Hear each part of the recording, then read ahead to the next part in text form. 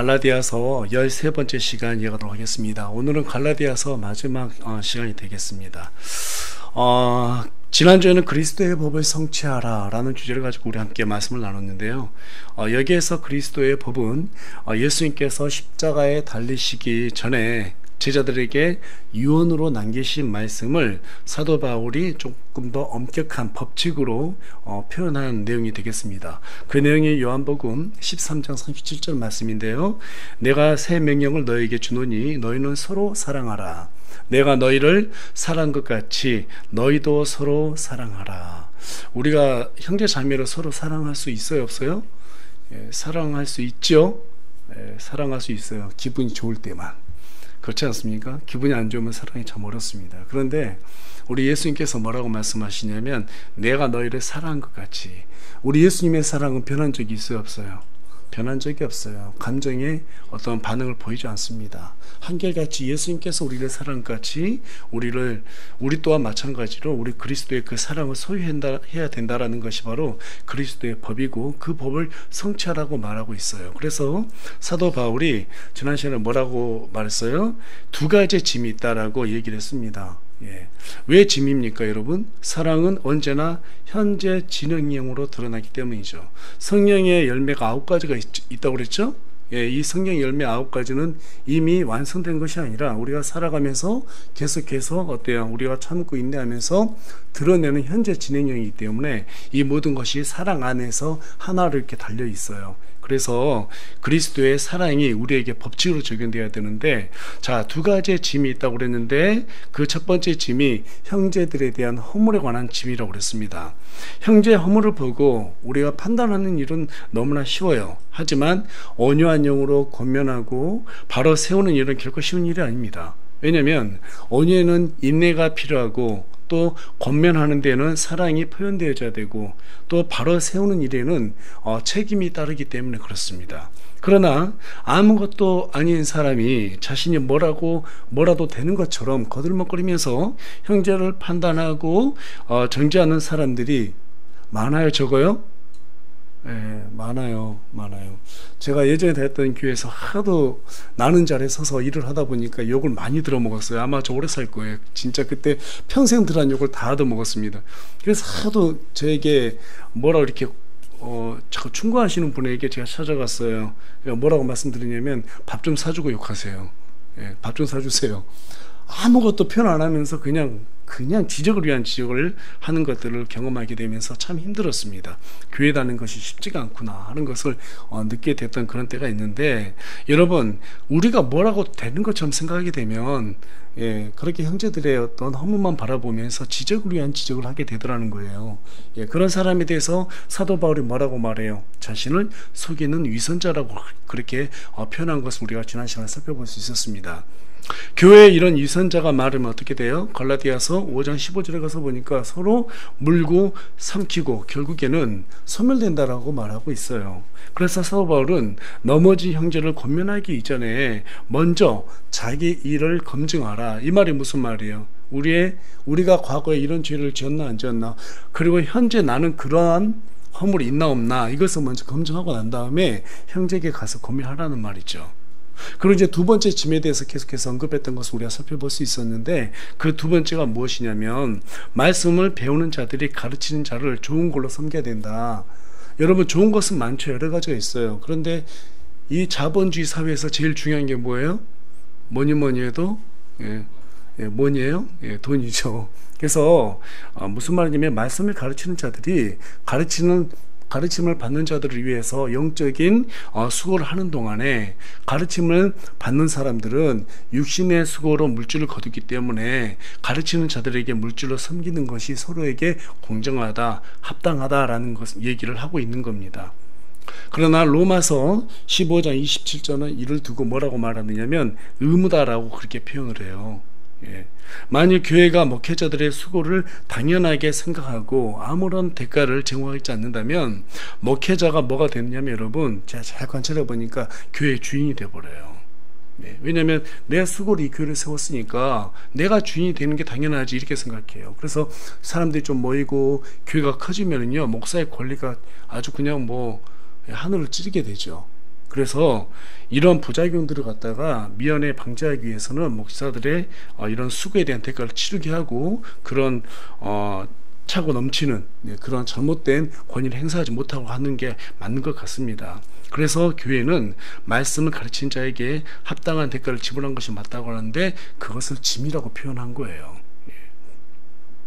여러분, 살아가는 동안 우리에게는 수많은 짐이 있습니다. 하지만 성경은 이렇게 우리가 지난 시간에 나눴던 것처럼 형제들의 어떤 허물을 보고 온유한 영으로 바로잡고 말씀을 가르치는 자들을 좋은 곳으로 섬기는 것이 그리스도의 법을 성취하는 것임을 밝히고 있습니다. 여러분, 이것은 육신으로 심을 수 있는 것이 아니에요. 우리가 성령 안에 머물 때 심을 수 있는 것들입니다. 그 과정은 때론 지치고 힘듭니다. 항상 보는 사람도 또 보고, 그렇죠? 예, 그 장소고 하다 보면 좀 지루할 수도 있어요. 예. 그런데 그 일들이 비록 힘들고 기진하긴 하지만 그럼에도 불구하고 정해진 때가 되면 그에 맞는 합당한 열매를 거두게 된다라고 우리 주님이 우리에게 약속을 하고 있습니다. 믿으십니까? 네. 그리고 이 부분에 관해서 사도 바울은 오늘 본문에 그리스도의 십자가와 함께 그분의 흔적에 대해서 언급한 내용을 볼 수 있게 됩니다. 그래서 오늘은 그리스도의 흔적이라는 주제를 가지고 여러분과 함께 말씀을 나누고자 합니다.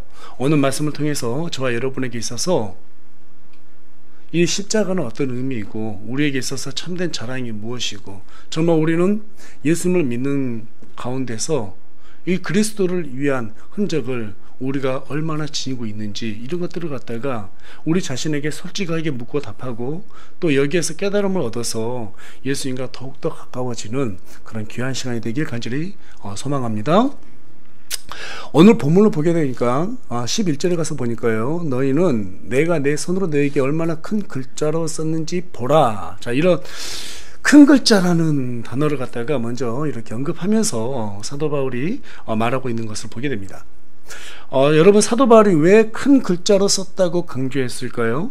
혹자는 바울이 시력이 약해서 글자 잘 안 보이기 때문에 큰 글자로 썼을 것이다 이렇게 말하는 분들도 있는데요. 하지만 갈라디아서 전체의 내용을 보고 또 지금 여러분 갈라디아서 6장의 어떤 문맥의 어떤 정황상으로 들여다보면 갑자기 내가 지금 눈이 안 보여서 큰 글자로 썼어 이렇게 말하는 게 지금 맞아 안 맞아요? 예, 분위기 안 맞죠. 분위기 안 맞아요. 물론 사도 바울이 눈이 약했어요. 그래서 항상 우리가 서신서들을 가서 보게 되면 사도 바울이 직접 쓴 것들도 있지만 대부분 어때요? 디모데도 언급이 되고 또 어떤 여러 사람들이 언급이 된 걸 볼 수 있습니다. 그 사람들은 어떤 사람들이냐면 사도 바울이 눈이 약했기 때문에 불러주면 대필해줬던 그런 사람들이었어요. 그런데 여기 갈라디아서만큼은 사도 바울이 눈이 약하지만 어때요? 직접적으로 큰 글자로 쓴 그런 서신서입니다. 그런데 왜 유독 갈라디아서에, 물론 다른 데도 있습니다. 다른 서신서들도 사도 바울이 직접 쓴 서신서들이 있는데 왜 여기에서만 유독 내가 큰 글자로 너에게 쓴 것을 봐라 이렇게 말했을까요? 첫 번째는 갈라디아서는 우리 믿음의 기초가 되는 아주 중요한 교리를 담고 있기 때문에 그렇습니다. 예. 여러분, 나무의 뿌리가 약하면 어떻게 돼요? 바람이 불면 쉽게 넘어지게 되죠. 또 집에 지반이 약하면 어떻게 될까요? 집이 조금만 충격이 있어도 무너지게 됩니다. 그와 같이 이 갈라디아서는 우리 기독교인들에게 있어서 하나님을 믿는 이 신앙의 여정 가운데 가장 중요한 핵심의 기초를 이루고 있는 그러한 교리이기 때문에 이렇게 큰 글자로 썼다라고 표현했다라고 생각이 들고, 또 두 번째는 뭐냐면 지금 이 마지막으로 갈라디아서를 정리하는 가운데 있어서 마지막으로 뭔가를 크게 강조하고 싶은 것이 있었기 때문에 내가 너에게 큰 글자로 쓰는 것을 봐라 이렇게 말했다라는 거예요. 그렇다면 사도 바울은 이 갈라디아서를 마무리하는 시점에서 무엇을 강조하고 싶었는지 본문을 통해서 우리가 하나씩 살펴보기를 원합니다. 자, 12절에 가서 보니까요, 우리 12절 말씀 다 같이 한 목소리 읽어보겠습니다. 시작. 육신으로 잘 보이기를 원하는 자들이 다 너에게 억지로 할례를 받게 함은 단지 그리스도의 십자가로 인한 핍박을 받지 아니하려 함이니라. 네, 지금 보니까 육신으로 잘 보이기를 원하는 자들이 있다고 말하고 있어요. 네, 그런 사람이 어떤 사람들이에요? 율법주의자들이죠. 거짓 교사들이에요. 그들은 자기 자신을 사람들 앞에 드러내고 자랑받고 칭송받는 것을 즐기는 사람들이에요. 그런데 그들이 지금 어떤 일을 했다고 말하고 있어요? 갈라디아 사람들에게 억지로 할례를 받게 했다라는 사실입니다. 그 이유가 무엇일까요? 이것을 이해하려면 우리가 갈라디아서 초반부에 있었던 내용을 다시 내용으로 돌아가서 살펴볼 필요가 있게 되는데, 처음에 갈라디아 사람들은 누구에게 복음을 들었어요? 사도 바울에게 복음을 들었습니다. 사도 바울이 말한 나의 복음이 무슨 복음이에요? 그리스도로부터 계시로 받은 은혜의 복음을 얘기하죠. 그러니까 갈라디아 사람들은 사도 바울에게 이 은혜의 복음을 들음으로 인해서 해방의 자유를 맛보았습니다. 누렸어요. 그런데 바울이 전도 여행을 하기 위해서 갈라디아 교회를 잠시 떠난 사이에 이 거짓 교사들이 그 안에 들어오게 됐고, 그리고 거짓 복음을 갖다가 갈라디아 사람들에게 전달하게 되죠. 무엇으로 현혹했어요? 바울은 사도가 아니라는 거예요. 저 사람 사도가 아니다 라고 그렇게 의심을 갖다 부르는 다음에 갈라디아 사람들을 꿰게 됩니다. 여러분, 우리에게 의심이 들어오면 어떻게 돼요? 의심이 들어오면 두 마음이 생기게 되죠. 두 마음이 생기게 돼요. 항상 두 마음이 됩니다. 그래서 의심이라고 하는 것은 우리의 지식을 갉아먹는 좀벌레 같은 것이라 이렇게 표현할 수 있어요. 그래서 이런 의심이 들어가다 보니까 사도가 아니라면 그가 전한 복음이 전부 다 가짜일 수도 있겠구나 라는 생각을 하게 됐겠죠. 그래서 그 틈새로다가 이 거짓 교사들이 행위 구원, 다시 말해서 율법의 행위로 구원을 받게 된다, 율법 행위로 사람이 의로워진다라고 하는 거짓 교리를 전파하게 됩니다. 결국 갈라디아 사람들은 사도 바울이 전한 은혜의 복음에서 떠나서 다른 복음으로 속히 옮겨가게 됐다는 것이 갈라디아서 초반부에 기록된 내용이에요. 우리는 이 모습을 볼 때 어떤 여러분 생각이 드세요? 당대 최고의 복음 전도자였던 사도 바울이 전한 메시지를 들었는데 어떻게 저런 말도 안 되는 거짓 교사들의 어떤 교리에 넘어갈 수 있겠는가 라고 하면서 우리가 의구심을 풀 수 있지 않습니까?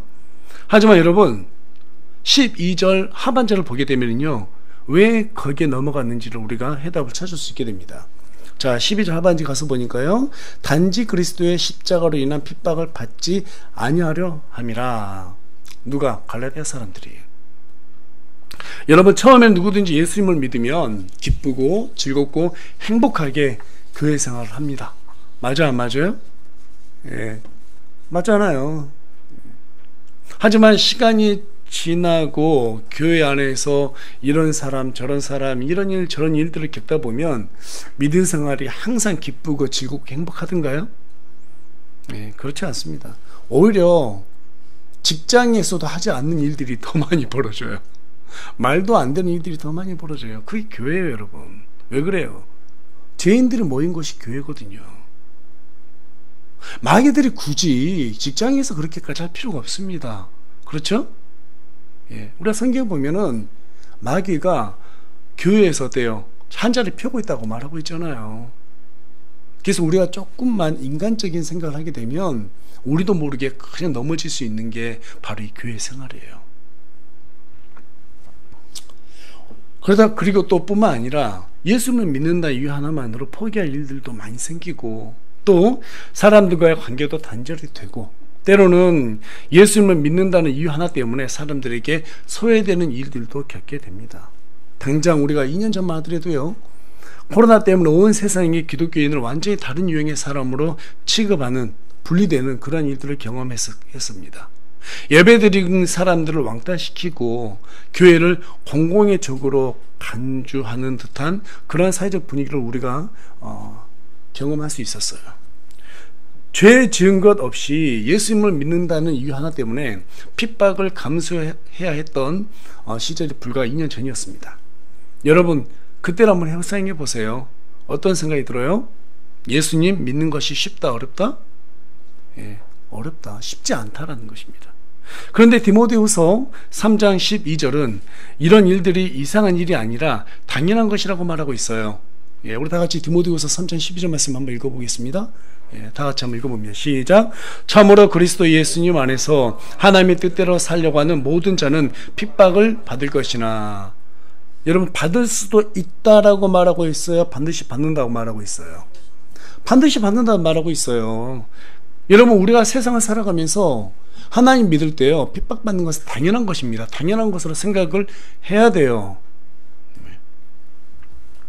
계속해서 갈라디아서 6장 9절에서 가서 보면 예수님을 제대로 믿는 사람은 반드시 지치고 기절하게 되는 고통을 당하게 된다고 말하고 있습니다. 그래서 사도 바울이 디모데후서 1장 8절에 뭐라고 말하고 있어요? 복음의 고난에 참여하는 자가 되라고 말하고 있습니다. 그런데 중요한 것은 이 고난에 참여하고 싶은 사람이 얼마나 되느냐는 거예요. 여러분, 진지하게 여러분 양심을 두고 한번 생각해 보세요. 나는 정말로 예수님의 고난에 참여하기로 결심을 했는가? 다들 입으로는 하나님을 사랑하고 주님을 위해서 목숨까지도 바치겠다고 말합니다. 베드로도 그렇게 말했고요, 도마도 그렇게 말했고요, 나머지 제자들도 다 거기에 동의했습니다. 그런데 막상 예수님이 로마 병사들에게 체포가 됐을 때 예수님의 제자들 전부 다 어떤 태도로 일관했습니까? 다 예수님 떠났어요. 심지어는 수제자 베드로는 뭐라고 말했어요? 예수님을 저주하며 3번씩이나 저주하면서 부인했던 그런 내용 우리가 성경 기록들을 통해서 보게 됩니다. 막상 믿음의 시험이 닥치면 우리는 생각이 많아져요. 생각이 많아져요. 또 계산하게 돼요. 여러분, 우리 믿음 생활에서 가장 우리를 힘들게 하는 게 뭔지 아세요? 우리 머릿속에서 계산하는 것이에요. 이렇게 되면 저렇게 되겠지, 저렇게 되면 어떻게 되겠지. 자꾸 우리는 손해보지 않는 쪽으로 계산하려고 하는 거예요. 여러분, 그거는 당연한 거예요. 다들 그렇게 돼요. 하지만 우리가 정말 이성적으로 하나님을 반듯하게 딱 믿음을 붙잡고 있다면 그거 당연한 거지. 그거 당연한 거야. 고난에 참여해야지. 이것 때문에 내가 희생 당하겠네, 이것 때문에 내가 손해보겠네. 성경 그렇게 된다고 그랬어. 그러니까 내가 겁먹을 필요 없어. 그냥 그렇게 달려가야지. 거기에 예수님의 뜻이 있다면 이렇게 마음 먹는 것이 당연한 거예요. 초대교회 때나 지금이나 우리는 아직 예수님을 위해서 헌신할 마음의 준비가 되어 있지 않습니다. 결단을 해본 적도 없습니다. 이것을 거짓 교사들은 정확히 알고 있었고 그 틈새를 공략했어요. 더구나 초대교회 때는 목숨을 걸고 믿음을 지켜야 했기 때문에 신앙생활을 지금처럼 적당하게 할 수가 없었습니다. 고난에 참여하든지 아니면 뒤로 물러나든지 둘 중 하나 분명한 태도를 취해야 했어요. 그런데 이때 거짓 교사들이 율법의 행위로도 의로워질 수 있다라고 말하니까 얼마나 갈라디아 사람들이 달콤하게 들렸겠어요. 그렇지 않았겠습니까?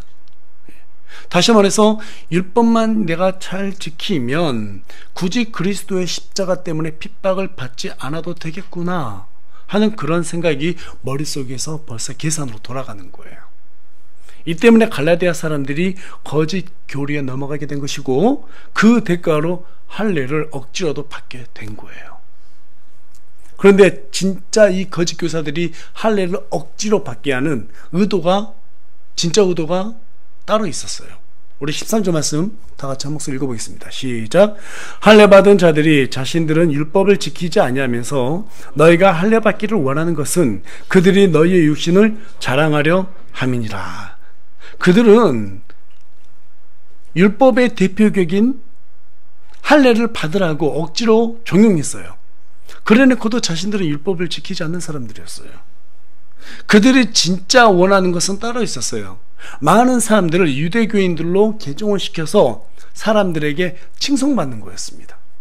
자기 자신을 갖다가 자랑거리로 삼는 것이 진짜의 의도였어요.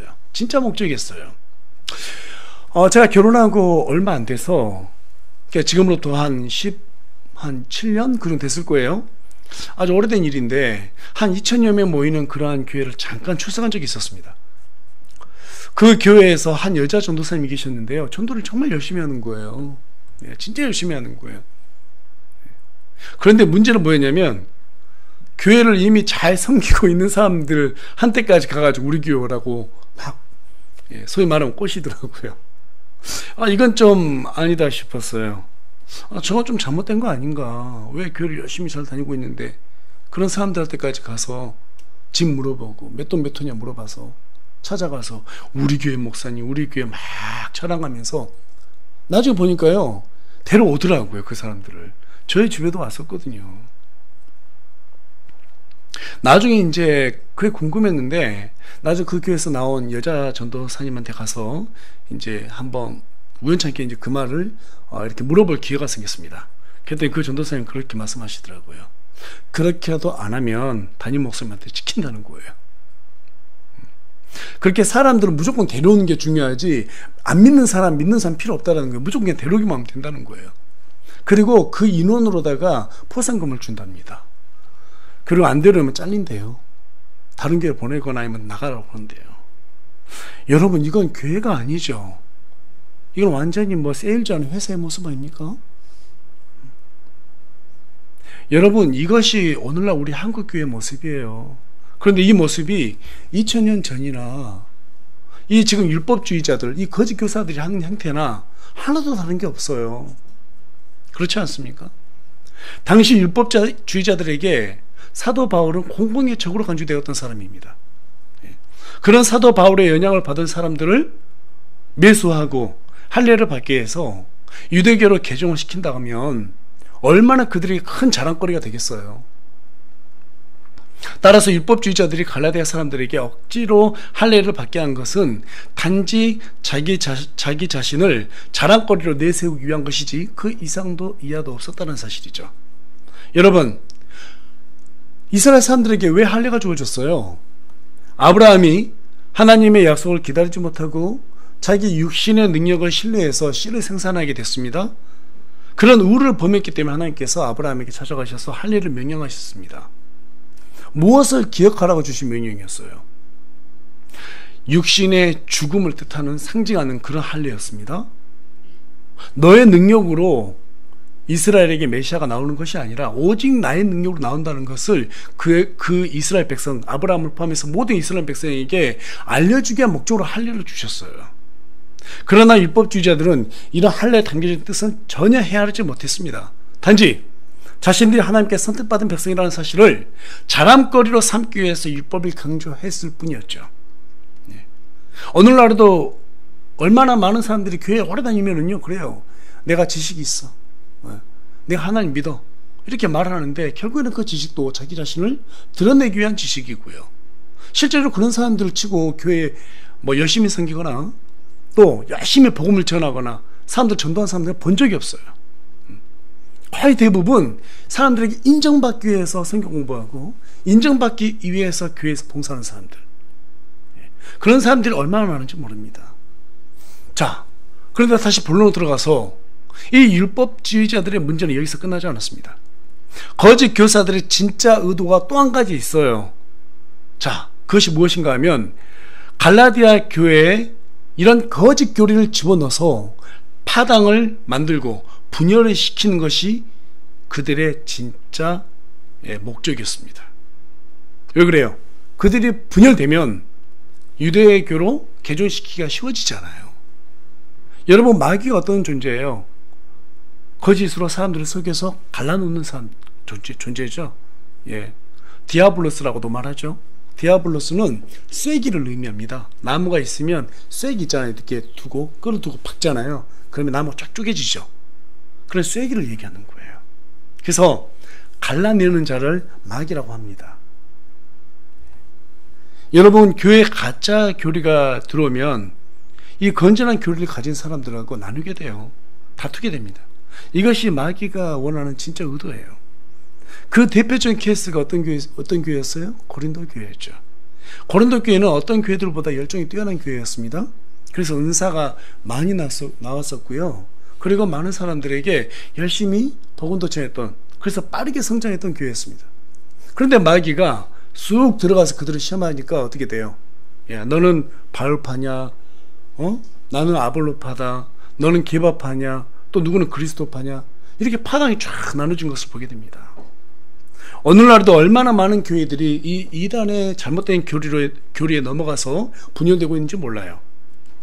오늘날 이 시대처럼 많은 이단들이 있는 때는 없었을 거예요. 그렇지 않습니까? 뭐 구원파부터 시작해서 몰몬교, 하나님의 교회, 뭐 제7일 안식교, 여호와의 증인, 뭐 안상홍 뭐 증인의 어머니 하나님, 참 듣도 보도 못했던 그런 이상한 교리들을 막 아이패드에 들고 다니면서 보여주고, 야, 원래 하나님은 어머니다 하면서. 예. 여러분 그렇게 활개치는 이단 교리에 정말 조심해야 됩니다. 조심해야 돼요. 나에게 뭔가 이익이 될 것 같다, 그래서 그 말을 듣는다, 이거 진짜 마귀가 교묘하게 활동하는 그런 전략이에요. 그래서 이익을 참 조심해야 되는 거예요. 이제는 독립침례교회까지 거짓 교리가 들어와서 파묻히고 있는 형국입니다. 예. 말하기는 좀 그렇지만, 예. 오늘 처음 언급하는 건데요. 예. 지난 1월에 유명한 한 가수가 독립침례교회에 와가지고 복음 집회를 가졌습니다. 그곳에서 말하기를 예수님은 하나님께서 만든 그런 피조물이라는 거예요. 여러분, 예수님이 피조물이에요? 그러면 성경이 전면으로 완전히 다 잘못된 거잖아요. 예수님은 영원부터 계신 분이고 영원까지 계신 분이에요. 맞습니까? 예수님이 곧 하나님이세요. 요한복음 1장 1절에 가서 보세요. 처음에 말씀이 계시라, 이 말씀이 하나님과 계셨으니 말씀이 곧 하나님이시라. 말씀 없이 지어진 것이 하나도 없더라라고 요한복음 1장 3절에 얘기하고 있습니다. 그럼 이 세상 천지 만물을 지으신 분이 누구세요? 우리 예수님이신 거예요. 근데 그 예수님이 태초에, 이 태초라는 것은 예수님이 태어날 때를 얘기한다? 이게 말이 돼야 안 돼요. 성경을 전혀 이해하지 못한 이단교리입니다. 이게 과거에 여러분 2, 3세기 때 아리우스라는 사람에 의해서 나왔던 거짓 아주 지독한 이단교리였어요. 그런 교리가 어떻게 독립침례교회에서 설파될 수 있습니까? 말이 안 되는 거죠. 또 가장 문제가 되는 건 뭐예요? 구원에도, 구원받기 위해서 받는데도 두 단계가 있다라는 거예요. 믿는 단계가 있고 믿어지는 단계가 있다라는 것입니다. 그리고 구원은 수동적이고 피동적인 것이지 절대로 능동적으로 이루어질 수 없다라고 말하는 걸 들었습니다. 여러분, 예를 들어서 돈을 빌려달라는 친구가 있다고 가정해 봅시다. 돈을 빌려주려고 믿으니까 믿어집니까? 아니면 믿으니까 친구에게 돈을 빌려줍니까? 왜 말씀을 못하세요? 전 돈 빌려달라는 소리 안 할 거예요. 그러니까 두려워하지 마시고 얘기하세요. 믿으니까 여러분 돈을 빌려주는 거잖아요. 그쵸? 믿어지기 위해서 돈을 빌려준 사람이 없단 말이에요. 그런 사람이 어디 있어요? 이미 믿어졌으니까 돈을 빌려주는 거죠. 구원도 마찬가지입니다. 이미 믿어졌으니까 믿고 구원을 받은 것이지, 믿는 다음에 믿어지는 것이 무슨 말이에요? 말장난이죠. 그런 논리라면 남자가 여자를 사랑한다고 고백할 때 이미 사랑하니까 사랑한다고 고백한 것이지, 사랑한다고 말해놓고 한참 뒤에 뜬금없이 이제 내가 너를 진짜 사랑하게 됐다라고 그제서 또다시 고백한다 그러면, 그러면 그 과거 고백은 뭐가 되는 거예요? 이거 이상한 거 아닙니까? 네. 구원에 무슨 2단계가 있어요? 그냥 2단이죠. 이런 가짜 교리가 여러분 교회에 들어오게 되면 교회가 어떻게 돼요? 삽시간에 분열이 됩니다. 교리가 반듯한 사람은 그런 가짜 교리를 견딜 수가 없어요. 그렇다면 왜 이런 일들이 발생할까요? 왜 발생할까요? 육신을 자랑거리로 삼기 때문에 그렇습니다. 아, 유명한 사람이구나, 내가 저 사람 알아, 내 자랑으로 삼아야지. 이렇게 되면 교회는 망하는 거예요. 여러분, 교회는 순수함이 떠나면 망합니다. 동의하십니까? 교회는 순수함을 지켜야 돼요. 거룩함을 지켜야 되는 거예요. 육신을 자랑거리로 삼게 되면 유명한 사람이 와서 말하니까 가짜 교리가 가짜처럼 들리지 않게 되는 거예요. 어떤 분은 유명한 사람이 집회를 하니까 그 집회를 두고 열매가 많았으니까 좋았다, 긍정적인 것도 많다, 이렇게 말하는 분의 말도 들었는데 참 마음이 안타까웠습니다. 이 부분에 대해서 성경은 뭐라고 말할까요? 우리 다 같이 고린도전서 1장 26절에서 29절로 가보겠습니다. 고린도전서 26절에서 1장입니다. 고린도전서 1장 26절에서 29절 말씀 우리 다 같이 한 목소리 읽어보겠습니다. 시작. 형제들아, 너희는 너희가 부르심을 받은 것을 보라. 부르심을 받은 자로서 육신을 따라 지혜로운 자가 많지 아니하고 강력한 자가 많지 아니하며 고귀한 자가 많지 않도다. 그러나 하나님께서 지혜로운 자들을 당황하게 하시려고 세상의 어리석은 것들을 택하셨고, 하나님께서 강력한 것들을 당황하게 하시려고 세상의 약한 것들을 택하셨으며, 하나님께서 있는 것들을 쓸모없게 하시려고 세상의 천한 것들과 멸시받은 것들과 참으로 없는 것들을 택하셨느니, 이것은 어떤 육체도 자신 앞에서 자랑하지 못하게 하려 하심이라. 여러분, 하나님께서 지금 어떤 사람을 택하셨다고 말하고 있어요? 세상 보기에 별볼 없는 사람들을 택하셨다는 거예요. 예수님 12제자들 봐보세요. 유명한 사람들이 있어요? 한 명도 없어요. 물론 여러분 오해하지 마세요. 유명한 사람들이 어떤 열매를 맺지 못한다 이런 말 아닙니다. 그런 말 아니에요. 네. 하나님께서는 비록 세상 보기에 별 보잘것 없는 사람이지만 그러한 사람이라도 쓰셔서 하나님의 열매를 맺게 하신다는 거예요. 여러분 믿으세요? 예. 오히려 그 일을 통해 가지고 내가 잘났다라고 생각하는 그러한 사람들을 갖다가 어떻게 해요? 그 높은 콧대를 눌러준다는 겁니다. 믿으십니까? 네. 유명한 사람을 통해서 열매를 맺게 하는 것이 만일 하나님의 뜻이었다면 왜 유명한 사람을 택해서 복음을 전하게 하시지 왜 저와 여러분과 같은 사람을 택했을까요? 시간도 없는데. 시간도 없잖아요. 여러분, 유명한 사람이 말하면 많은 사람이 모이니까 겉보기에는 열매가 많은 것처럼 보일 수 있습니다. 사람들이 많이 모인다고 해서 하지만 진짜 열매가 있을까요? 물론 그럴 수도 있지만 대부분 그렇지가 않다라고 저는 생각을 해요. 왜 그래요? 분명하게 진리는 우리에게 어떻습니까? 그 진리의 행로에 따라서 일하시기 때문에 하나님께서 택한 사람들로 일하시는 것이 맞습니다.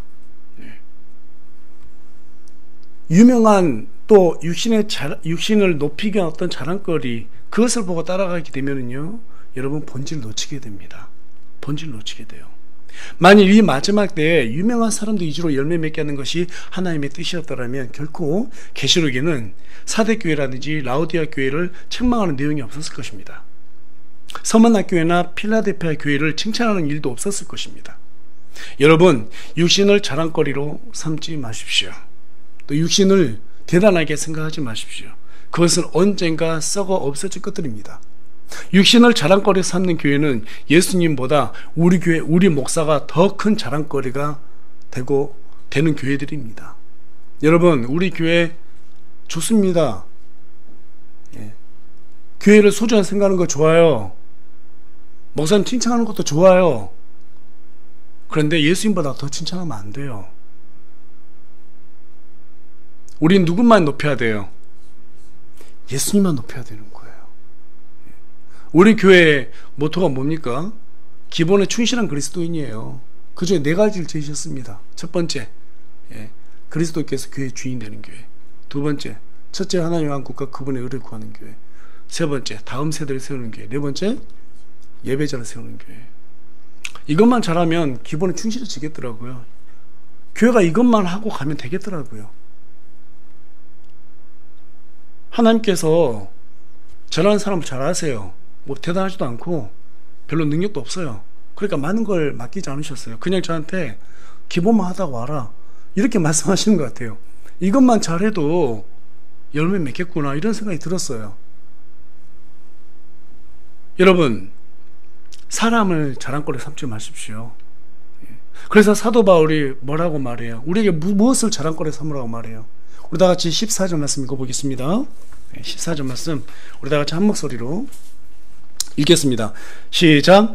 그러나 나는 우리 주 예수 그리스도의 십자가 외에 결코 어떤 것도 자랑할 수 없나니 그분으로 말미암아 세상이 나에 대하여 십자가에 못 박혀 있고 나 또한 세상에 대하여 그러하니라. 사람들은 저마다 자신을 높이기 위한 자랑거리들을 한 가지씩 가지고 있습니다. 돈이 많은 사람은 돈을 가지고 자신을 높이고, 명예가 있는 사람들은 명예로 자신을 높이고, 권력이 있는 사람은 사람을 부리는 것으로 자신을 높이고 자랑합니다. 하지만 사도 바울은 오직 우리 주 예수 그리스도의 십자가 외에는 자랑할 것이 있다 없다? 없다. 아니요, 자랑할 수도 없다 이렇게 얘기를 했어요. 자랑할 수 없다. 여기에는 사도 바울의 양심이 녹아 들어가 있는 거예요. 내가 자랑하지 않겠다 이렇게 말하는 것이 아니라 자랑할 수 없다. 모든 그리스도인이라면, 참된 그리스도인이라면 십자가 외에는 자랑할 수 없는 양심을 가지는 게 옳은 겁니다. 저와 여러분은 그 일을 지금 해나가기 위해서 우리 안에 계신 성령님으로 인해서 계속 공사를 받고 있는 거예요.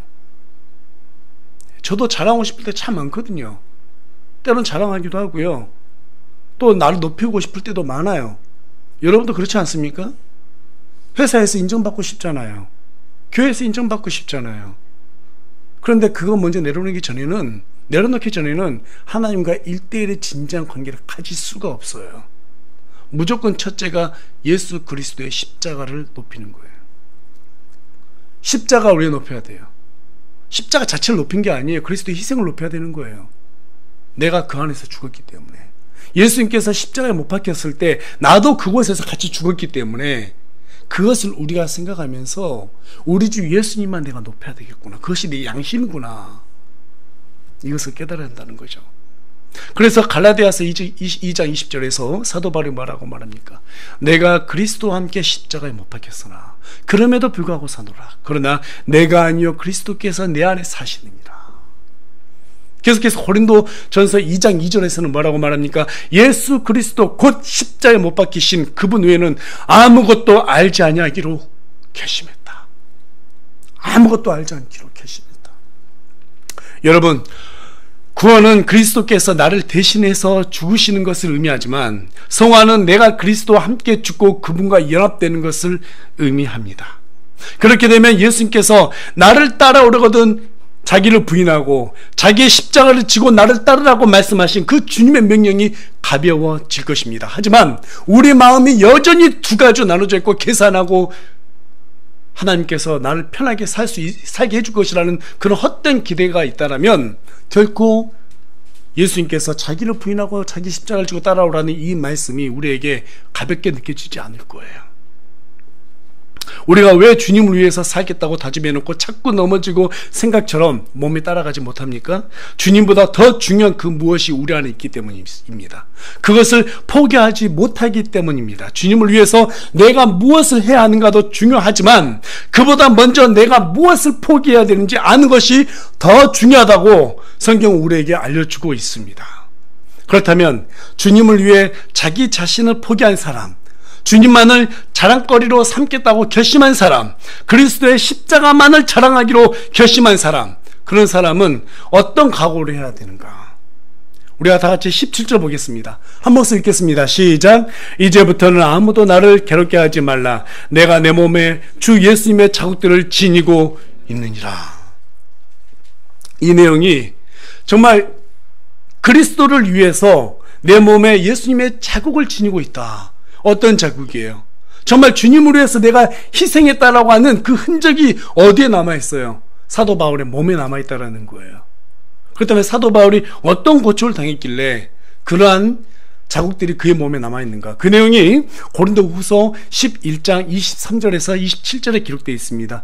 예, 우리 다 같이 고린도후서 11장에서부터 23절 말씀 가서 읽어보도록 하겠습니다. 24절부터 읽겠습니다. 고린도후서 11장 24절부터 27절 맞습니다. 다 같이 읽겠습니다. 시작. 내가 유대인들로부터 마흔에서 하나 뺀 매를 5번 맞았고 3번 몽둥이로 맞고 1번 돌로 맞고 3번 파산을 당하여 한 밤과 한낮을 깊음 속에 있었으며 자주 여행하면서 물들의 위험과 강도들의 위험과 내 동포로 인한 위험과 이교도들로 인한 위험과 도시에서의 위험과 광야에서의 위험과 바다에서의 위험과 거지 형제들 가운데서 위험을 당하였고 지치고 아프며 여러 번 밤을 새우고 굶주리며 목마르고 여러 번 금식하며 추위를 당하고 헐벗었노라.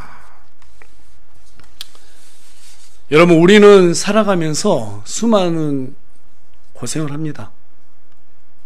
여러분, 사는 게 힘들죠? 요즘 초등학교 애들도요, 인생이 너무 힘들어요. 이런 얘기를 하더라고요. 예. 태어나서부터 배워야 될 게 얼마나 많은지, 예. 우리 둘째 아이도 지금 뭐 기말고사 기간이라고 하는데, 날마다 새벽 2, 3시에 들어와서, 어른들도 그렇게 일 안 하잖아요, 여러분. 그쵸? 얼마나 힘들게 사는지 몰라요. 그래서 인생을 뭐라고 말합니까? 고난의 바다라고 얘기하죠. 고해라고 하죠, 고해. 예. 우리는 살아가면서 수없이 많은 고생들을 하고 살아갑니다. 돈 벌고, 가정 돌보느라 수없이 많은 고생들을 합니다. 하지만 여러분, 고생과 고난은 같아야 달라요? 다르다고 했어요. 고생은 내가 살기 위해서 하는 것이지만 고난은 주님을 위해서 당하는 고생이에요. 지금 바울은 우리에게 고생하라고 말해요? 고난에 참여하라고 말해요? 고생에 참여하라고 말하지 않아요. 고난에 참여하라고 말하고 있어요. 예수님을 위해서 기꺼이 핍박을 받으라고 말하고 있습니다. 그 고난은 이 시대 가운데 다른 걸로 나타나지 않습니다. 교회를 잘 섬기고 우리 형제 자매들에 대한 서로의 짐을 감당하는 데서부터 시작이 되는 거예요. 그것을 해내기 위해서는 주님이 우리를 사랑해 주시는 그 사랑으로 우리 옆에 있는 형제 자매들을 긍휼하게 여겨야 되는 거예요. 앞에 있는 저도 많이 부족해요. 그럴 때마다 저 인간 언제 저 강단에서 내려오나 그렇게 생각하지 마시고 여러분 불쌍하게 생각해 주세요. 그리고 기도해 주셔야 되는 거예요. 그게 바로 우리가 서로 그리스도의 몸을 이루는 지체로서 교회를 세워져 나가는 그런 모습이 될 수 있는 것입니다. 맞습니까? 예. 이제 마지막으로 다 같이 16절에서 16절과 18절 말씀 읽고 오늘 설교 마치고자 합니다. 우리 다 같이 16절과 18절 한 목소리 읽어보겠습니다. 시작. 이 규칙에 따라 걷는 모든 자들과 하나님의 이스라엘에게 화평과 긍휼이 있기를 원하노라. 18절입니다. 형제들아 우리 주 예수 그리스도의 은혜가 너희 영과 함께 있기를 원하노라. 아멘. 여러분 오늘 우리 함께 나눴던 말씀 우리 주님께서 우리에게 요구하는 이 모든 것들을 갖다가 우리 삶의 규칙으로 삼고 이걸로 인해서 우리 주 예수 그리스도의 풍성하신 은혜를 마음껏 누리는 우리 세월침례교회 모든 지체들이 되길 간절히 소망합니다.